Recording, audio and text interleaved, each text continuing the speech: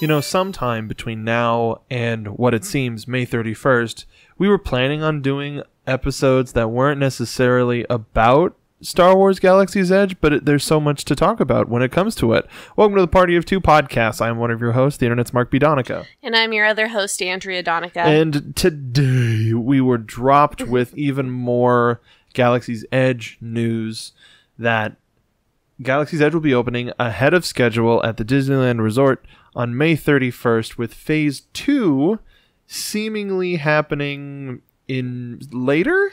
That's all they're saying. But with a little bit of information. So let's break it down. And August 29th at Disney's Hollywood Studios. Yes. So here's what's going on. They announced those two dates and said that due to popularity, they're opening... High guest demand. They're going to open it early. And yet, about that guest demand, they're going to be requiring a no-cost reservation subject to availability in order to get into the land. Any other information about that hasn't really been revealed, but that comment has been made.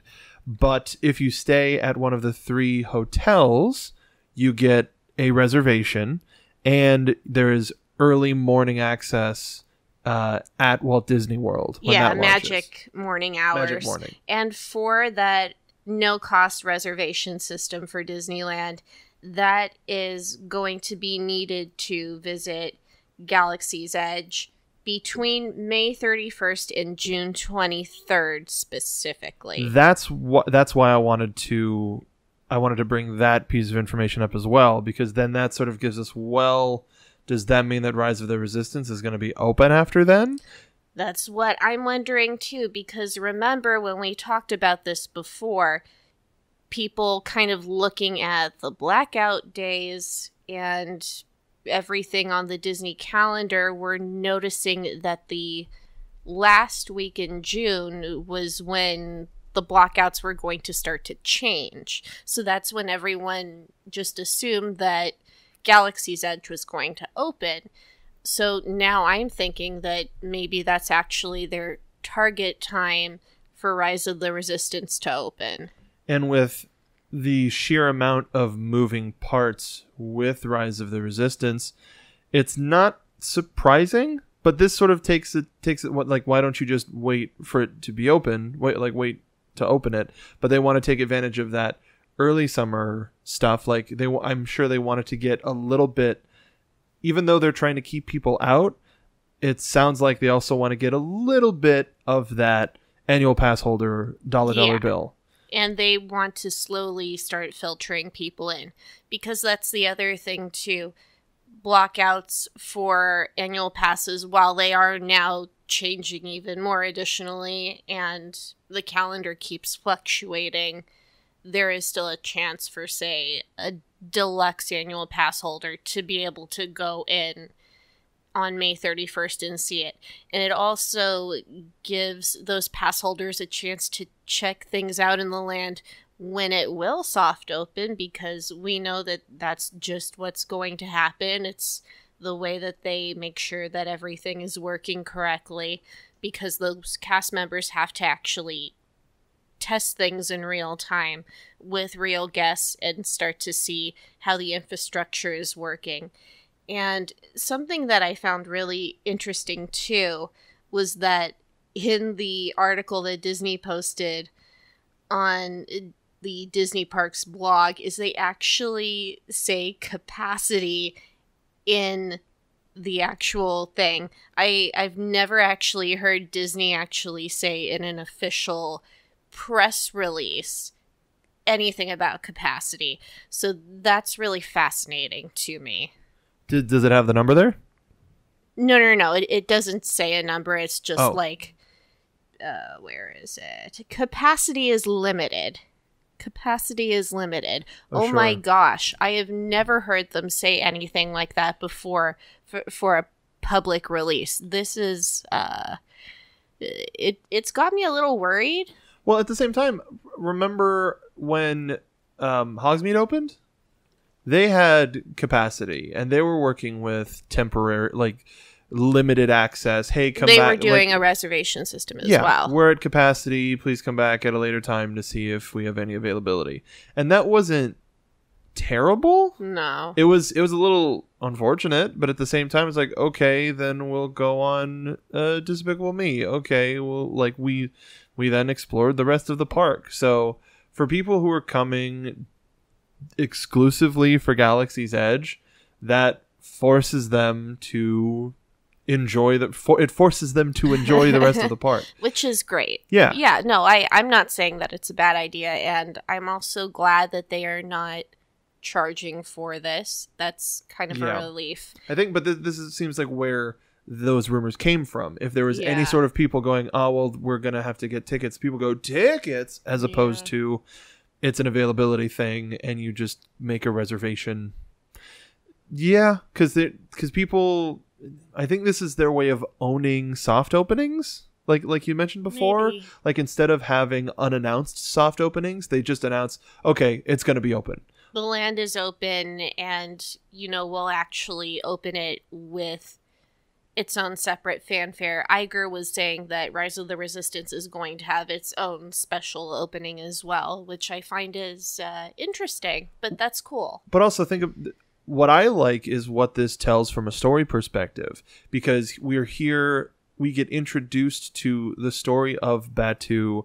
We get to experience what the First Order in the city is like, and I can imagine after like a month of us being there, can you imagine? So here, this is exactly what's going to happen. Yeah. This isn't even necessarily speculation.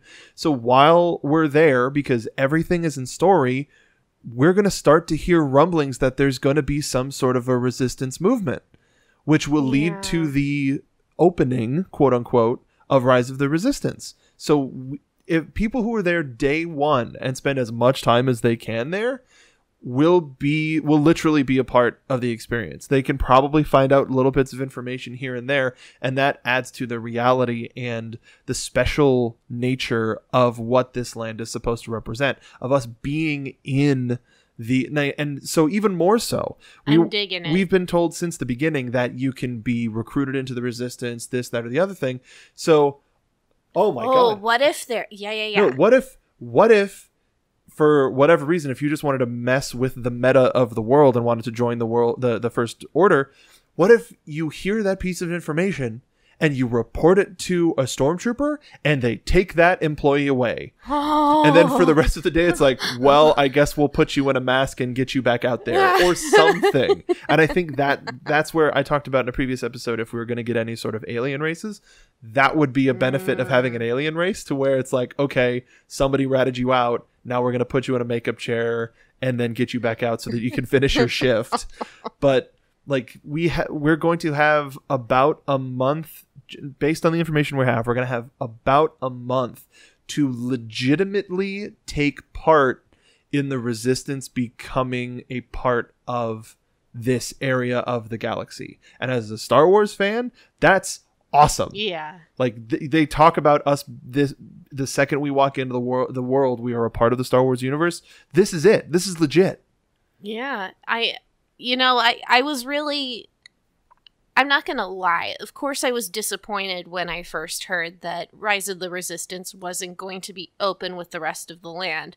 Though, of course, I was just expecting that the first moment that I step into the land was going to be at a time where things were still going to be in its testing soft opening phase. So I didn't necessarily expect to be able to automatically get on a ride. That's always the hope, but that wasn't my expectation. And now I'm kind of embracing this sort of this potential story aspect. And I don't necessarily think that was actually Disney's or Imagineering's intention with it, but I am kind of liking that more. I am kind of glad that we're going to be able to experience the land a little bit as it is, because of course there's going to be that immediate question of, as a Disney theme parks fan, And as a Star Wars fan, well, what do I do first when you walk in? Is it what most people will do is get in line for a ride? So everyone's going to be able to swarm in on Smuggler's Run. But this is also good for that attraction too, because for a while, even though every Star Wars fan wants to be able to fly the Millennium Falcon and take part in that, with everything that they've been saying about Rise of the Resistance, that's been diminishing that attraction a little bit. This also gives that attraction more of a moment to shine, and it's also giving the rest of the land and everything that's been dedicated to it, the food, the smells, the shopping opportunities, the character interactions. This is giving us more of a time to explore those things instead of saying, oh man, I gotta get on this ride first thing. Because that's going to be overall like the main tourist sort of approach to it. But everyone that's going to try to get to this land first is going to be a hardcore Disneyland fan, a hardcore Star Wars fan that's been really dedicated to it. So spacing it out, yeah, in some ways it's a bummer, but in other ways that's really cool. And one of the other things that I think will help add to the story of it, and like some of these things are being reported as inconveniences and downsides, but I like to be an upside person. I like to be a glass half full type of a person. It was revealed that at opening, Smuggler's Run, both at Disneyland and at Hollywood Studios, are not going to be offering fast passes, which means you have to walk through and sit through the entire queue, the entire story, which I love, and learn. Because in one way, shape, or form, if you're going through the fast pass line, you have to learn, you have to find out who Hondo is, why you care, and what his connection to Chewie and Han and the Falcon is, and what you're doing. Because it has to be a good Wikipedia entry as opposed to watching the movie. Yeah. And so by quote unquote forcing people to sit in the regular queue, that keeps the ride time down, because fast passes can delay ride lines. But then that also gives everybody the same opportunity to ride, the same opportunity to experience the ride and the queue and the amazing technology that they're building for us, the consumer. Consume. But nom. I like that. Yeah. I like that idea. And even though right now we're still working on funding for our passes and for a possible WDW trip, I want to figure out how if we can be there these first couple of days. That's my intention. It's my intention too. That's my goal. I'm hoping that maybe we can make it there Thursday. Yeah. Because right now, Galaxy's Edge for May 31st, that's on a Friday. So people are going to be there Tuesday. Oh, sure. I can imagine there's going to be a lot of people there. But the line for Galaxy's Edge can't start Tuesday before Friday. Disney's not going to stand for that. The earliest they're going to let anybody line up is probably going to be Thursday night. Yeah. So, yeah, kind of got to approach this almost with a like a movie opening sort of thing. I mean, I guess for certain movies, people had to line up several days before, but the Esplanade can only take so much. You know what I mean? I also wonder, with this reservation system, did it say anything about when you can start signing up? They said that right now they don't have all the information just yet, but to keep an eye on Disneyland.com, and they're going to be updating that as well. If anyone is concerned out there that any sort of tourists might not know about this or might miss this information if they're not a theme park insider in any way or haven't paid attention to everything that's coming on in the news, thankfully on Disneyland's website, when you go to buy tickets, there is a special alert at the bottom with an exclamation point warning that certain things for Galaxy's Edge may not be available on these certain dates. just to give them a forewarning so that tourists that are actually traveling out of their way to come to experience Galaxy's Edge will know these things and be able to plan a little bit better accordingly.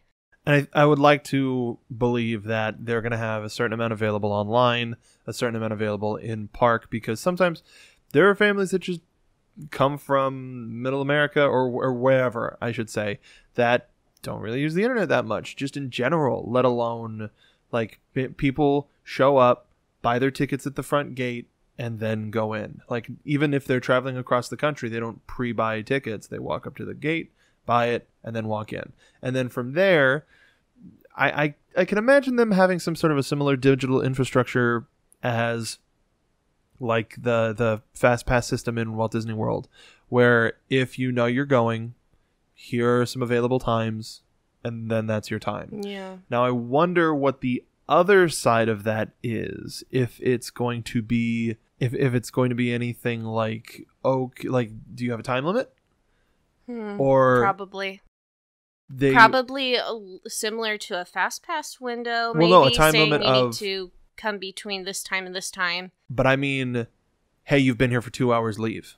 That's what I mean. Oh, I don't mean a time limit. Of course, there's going to be a window. Yeah. But I mean, like, they now have to take into account with these tickets, with these allowances, what their capacity is, and the idea that people might not leave. People might be there all day. People might get off of Smuggler's Run, get right back in line, go get something to eat, get right back in line.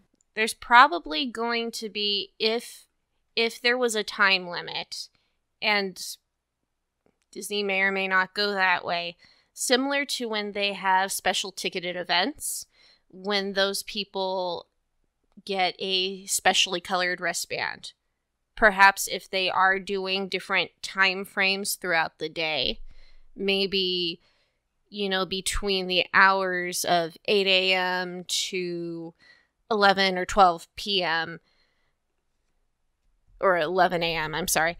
Maybe they get a green band, and then people that are allowed to come in starting between 10 a.m. to 1 p.m., they're in blue, so that the cast members know what colors people are wearing and that they can start to be cycled in and out. But then, and security will also be like, well, maybe you can walk around, but you can't go on this ride. So here's now a problem with our story positivity. Yeah. Park employees, security, how does that look? Because you're in Batuu. You're not supposed to be at a theme park. You are on another planet. If a stormtrooper drags me out, I won't be mad. But I'll laugh with absolute joy. So then I can imagine them run screaming. Maybe not necessarily a paper wristband, but some sort of, and if I swear to God, Disney, if you're doing this or if you take our idea, please just use magic bands. # credit. No, but if it's like that where it's colored bands, then one, you can get a cheaply made souvenir that you get for free by coming in early, which sort of is like, oh, I have to come back at 10. Well, at least I got this wristband, sort of a thing. But that wristband has an identifying marker on it. An APB goes out, an all points bulletin, for those who don't know what that means, goes out in the Black Spire outpost that people with this color wristband are working for the Resistance.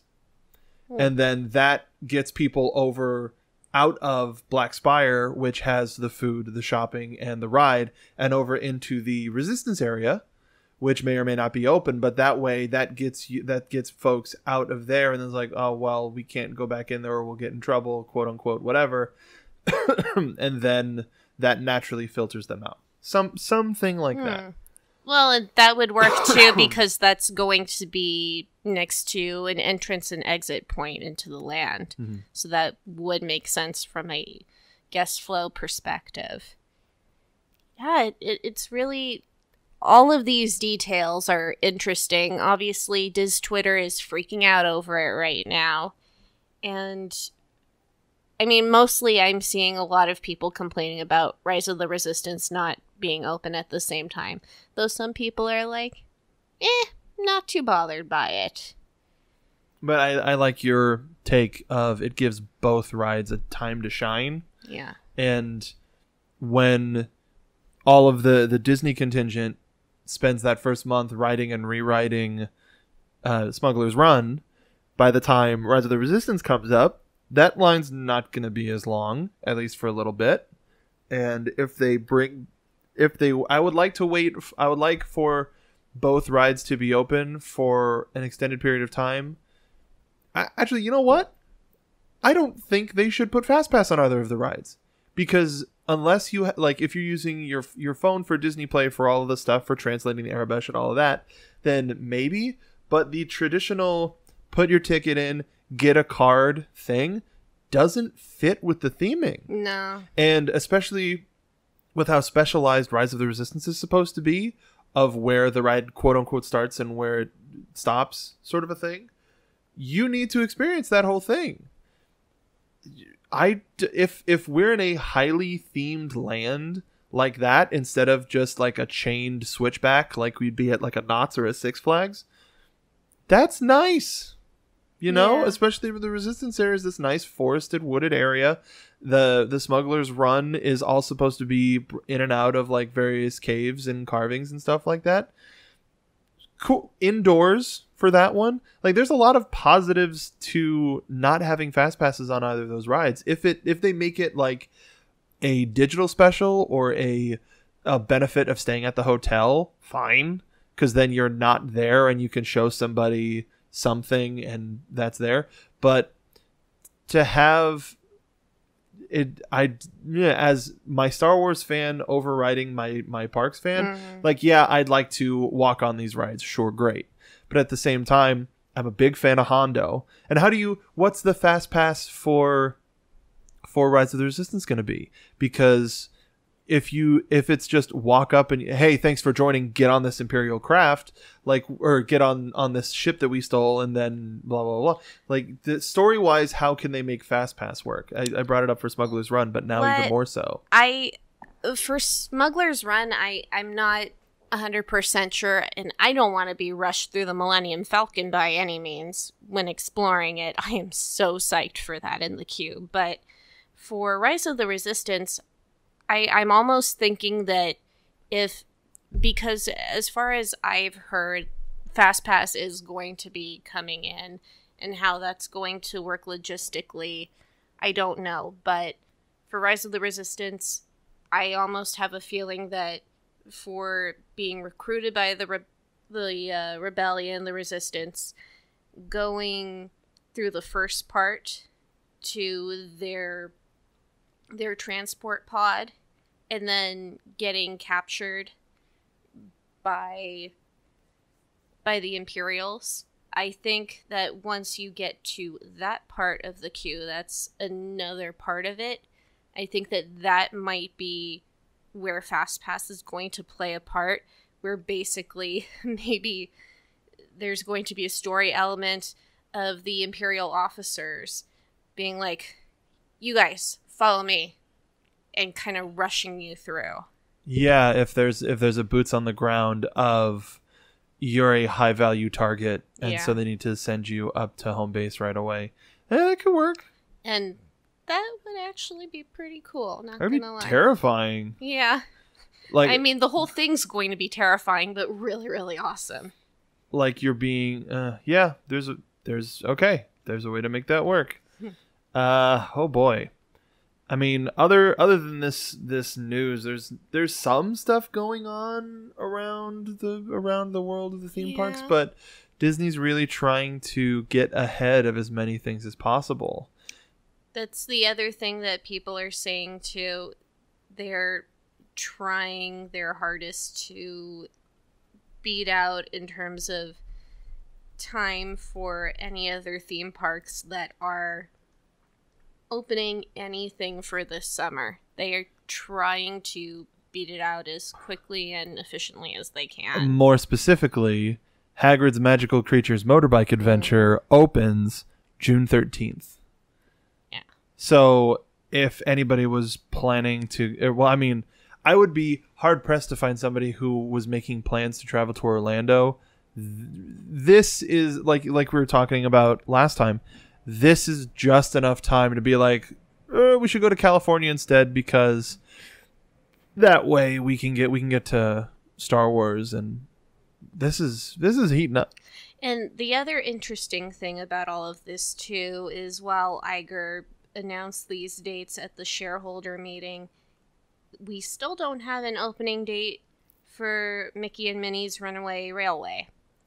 And people are really wondering how that's going to affect Disney's Hollywood Studios, how all of that's going to go down over there. And I really am wondering how far along they are in terms of building. We just know that it's going to open sometime this year, as far as I know, right? Yeah. Everything is already indoors, so it's going to be really secretive. And they didn't, as far as I know, they're using the same track layout. Yeah. At least I thought so. Ish. Well, it's going to be trackless ride vehicles, so that doesn't necessarily play a part. Well, not necessarily the track, but the lane. Oh, sure. Yeah. Fall 2019 is what I'm seeing here. No specific date, but fall. So you come in, you get the end of summer when it comes to Star Wars, and you're like, oh, well, we've got either. So that plays in another thing. If you go in August and you're an intense, you're a pass holder or whatever, you go in, you spend that first period doing the similar stuff that we talked about here. But then that also gives, well, no, it's the same park, so it's like, yeah. But if they're doing the timed releases, then by the time people may have been planning to visit in the fall, you have both. So it's, hey, I got my reservation for Galaxy's Edge.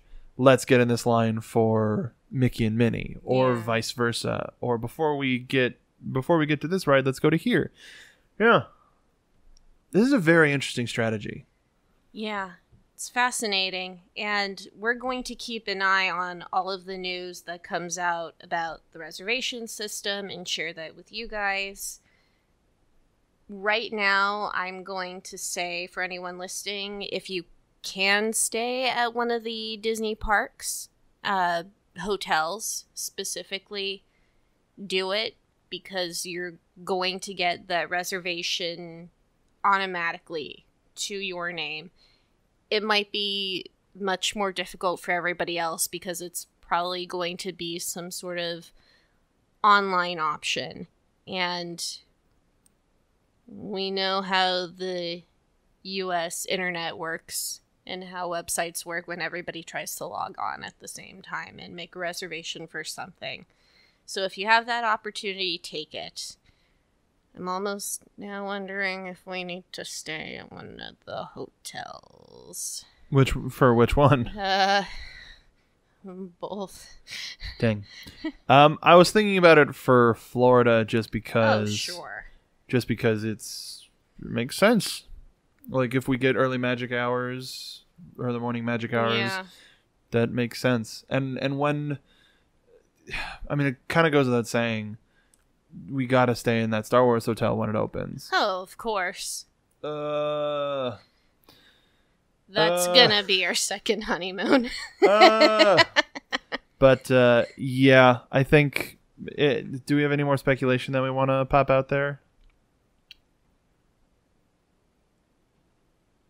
I can't think of anything. Just my mind has been firing on all cylinders since the news broke this morning, and super psyched. Super nervous. I have the same sort of nerves of just getting in, like saving up, getting the tickets, and actually heading into the world. But all of my expectations for what's within, I mean, I'm kind of more excited that we're not getting Rise of the Resistance right at the top, because then that means we get to be a part of the Resistance arriving in Batuu in some way, Yeah. shape, or form. Even if we're there for a day and hear a part of the word, talk to people, and really start something, I think that's awesome as heck. Yeah. That's real cool. There's a lot of I understand everybody's concerns from a running a theme park perspective, but when it comes to everybody who is a fan of Star Wars wants to be involved. They've though they do exist, I'm sure rarely people want to be parts of the Empire or the First Order, but people want to be bounty hunters. People want to be the guy at the edge of the bar at the cantina. People want to be Jedi. People want to be freedom fighters, rebels, all of that stuff, pilots, all of that stuff. And we were getting the opportunity to pilot the fastest hunk of junk in the galaxy. We're getting an opportunity to go on a secret mission for the Resistance. And we have an opportunity to, for the story of the world, spread whatever doctrine of the galaxy we want. I'm still concerned for some of the people who are looking for a deep dive experience that aren't going to get it. Hopefully the citizens of Batuu are versed enough, but none of them feel the need to be super well versed. Anyway, I'm excited. This news is exciting. We have a date. We have a number. We have tangible information now. We know what we're going to see. We know when we're going to see it. Let's go. Yes. Summer can't come soon enough. That was really quiet. Oh. Summer can't come soon enough. There you go. Audio is a hell of a thing.